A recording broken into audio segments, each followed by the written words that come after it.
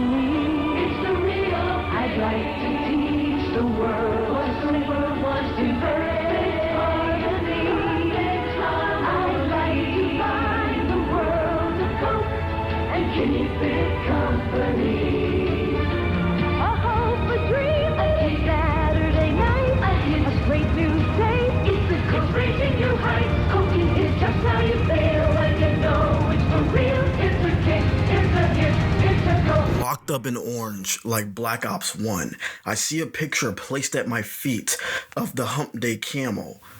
It's the past being memorable, but I'm afraid because I don't know what good, long-lasting media is. I am a prisoner, I am a slave to the garbage, to the expired peanut butter. I am a slave to it because I don't know any better shit. I don't know what's better than Jif. I don't eat peanut butter. I haven't seen a good piece of media in a long time, so I'm being forced now to consume good content. I have to. It's like Black Ops 1, like with the numbers, Mason. This shit is being shoved in my face. The powers that be are trying to get me back in the groove of making good art. And to make good art, you gotta be inspired by good art. And I have not been inspired by good art in a really, really, really long time. And that's why I've been going for, like 3 months now? Because my mind is broken. My brain is damaged. All around me is stupid garbage shit. Hey everybody, Xlirt here, the internet's laziest music nerd. And here I am today to talk about passing the classes, half empty, half full, save half of your taxes, then this is the exact shit I'm talking about. This is what I'm talking about. New 21 Pilots. We haven't heard from them in 3 years. Their last album was trash. I should be excited for this 21 Pilots album. It's been 3 years.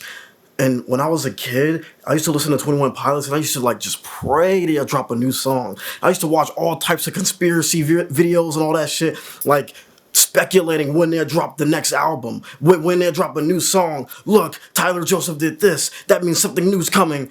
But now it's like, this song came out like 2 days ago. I don't even care about it. I don't even care because I know that there's so much more content in the world now than when I was a kid, that I don't need to sit there and wait for this one show or movie or song to come out, because there's so much more. Like, you can go on, you know what I'm saying, and just watch anything you want to, anytime, anywhere. Trap house. I'm with my brothers doing drugs in a trap house. I'm with my brothers doing shrooms in a witch house. Stolen pole that I'm gripping when I crash out. I'm not the runner up, I'm up at first, I'm running up. Have you ever heard of New Coke? Well, if you didn't, let me explain the situation just a little quickly. See, in the 80s, Coke was slowly falling off as Pepsi was slowly climbing the ranks to become the #1 pop in America. Coke desperately needed a new marketing plan to win over fans and keep its status as the top pop in America. So, in April of 1985, Coke introduced New Coke. Debt and taxes and the picture of George Washington on the dollar bill. Those are among the few constants in a changing world.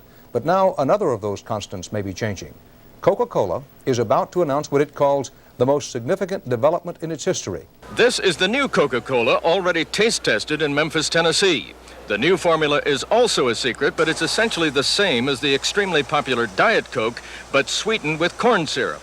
I believe it'll do for brand Coca-Cola what Diet Coca-Cola did for the diet market. Coca-Cola is ready to launch a nationwide advertising blitz, and the company already has sent its bottlers a video pep rally in the War of the Colas. So let's let her rip. Let's land on the beaches and go all the way. It's a kick, it's a hit, it's a Coke. James McManus, CBS News, Atlanta. It was a new formula with a new packaging, and they were going to shut down the old classic formula and force everyone to drink this new version. And people were not happy about that. While most people were ambivalent about New Coke, those who disliked it really disliked it. This vocal minority would end up tarnishing the new formula in the eyes of the entire general public.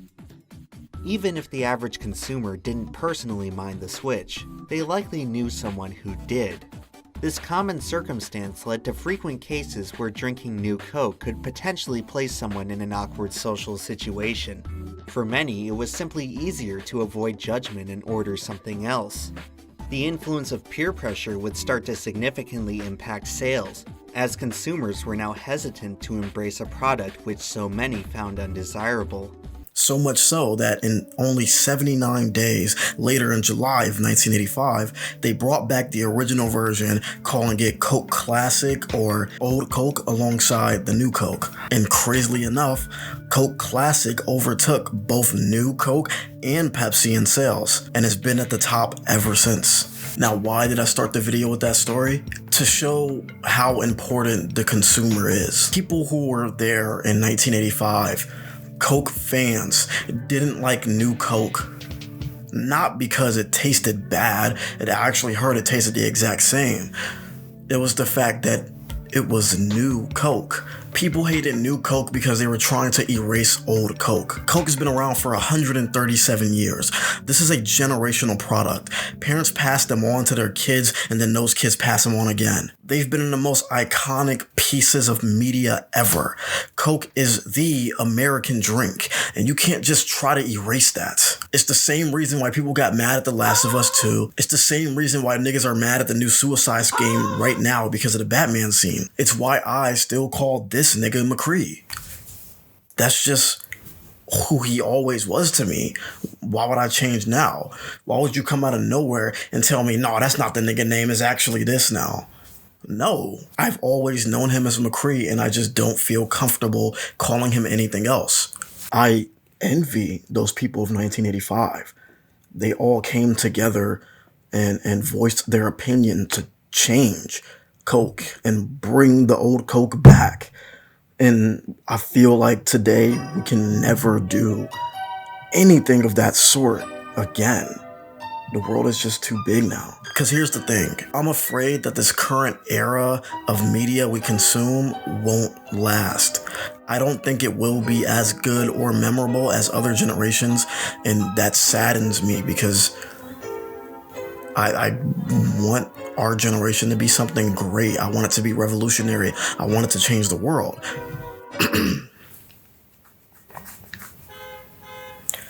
We're the best we've ever been as humans with all of the technology and knowledge in the world, yet our art does not reflect on that. Or maybe it does. Art at the end of history is usually devoid of meaning. A hollow shell whose substance has been aborted and replaced with speculation, hype, and a great return on investment. As a society begins to rot, so does its art. And no artist is more emblematic of this than Kanye's new album, Vultures 1, came out 2 days ago, and 3 is actually pretty nice.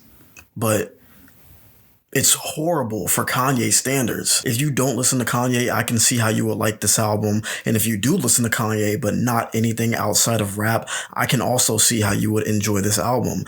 But coming from a nigga who really does this music shit. College dropout, and then he did late registration. Barely moved up. And then graduation. It was nice. It had some new synth shit. That was awesome. And then 808s pushed the fucking boundaries. It was like, whoa, this is completely different than anything he's ever done before. And then Yeezus, no, that was that. Wait a second. 808s was in 2000. Oh, Dark fucking. Come on, you can't even. He's gone. He's out of the atmosphere now. This album was trash. This is Kanye's worst album. I had to make a tier list for this. So this is the new Kanye era. I'm by my fucking self, cause ain't none of y'all niggas stand up for me. Ain't nobody stop. Shut up. Be quiet before you get exiled. I don't know who that nigga is. That's new Kanye. It's kind of like a post. It's the Kanye of postmodernist times. Like I said, or like Art Chat said, the art reflects on society, and society sucks. So Kanye's music sucks in return. And ever since the divorce, we have been in a new era of Kanye, something I would like to call post-Kanye. This new era is like a hyper pessimistic version of himself. He's wearing all black, hiding his face since I don't know when. His divorce, this nigga's been in more controversy the past 4 years than he's ever been in his entire career, and it's too much right now. His music is reflecting on it poorly, and we're getting shit like Donda 2 and this new album. This is like postmodernist Kanye. It's like Brockhampton after Amir left. It's just like you can't recover. You see little tiny pockets of potential, but at the end of the day, Amir's gone. Like, we can't do anything about that. And the fact that people still like the album at the end of the day tells me that our standards has gotten so low over time that we'll just take anything at this point, because we don't know what greatness feels like. We hyperbolize the fuck out of everything. I'm listening to Netspin now and Yapage. Like, what the f? Bitch, I'm in the rich, sipping drink. Now payout, yes though, cause I like it. It's cool. I just don't love it. I was talking down, yeah, we caught him in the alley. Niggas talking down, I don't think they understand. I'm so special. Is this nigga like? Is this dead ass?